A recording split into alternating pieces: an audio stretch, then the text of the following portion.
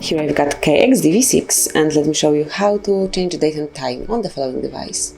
So at first let's open the settings, then find and pick date and time, which is the first tab under the system, and you can either use automatic date and time or you can switch it off and then set date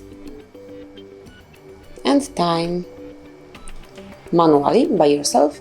You can also switch off automatic time zone the same way, and then you can select one from the following list. As you can see, you've got pretty wide list with all the time zones, sorry.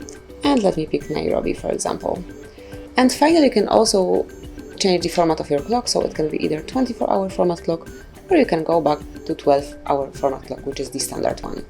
So that would be all. So you can customize date and time on your device. Then whenever you would like to go back to automatic setup, just tap on those switchers and now your date, time and also time zone will be set up automatically.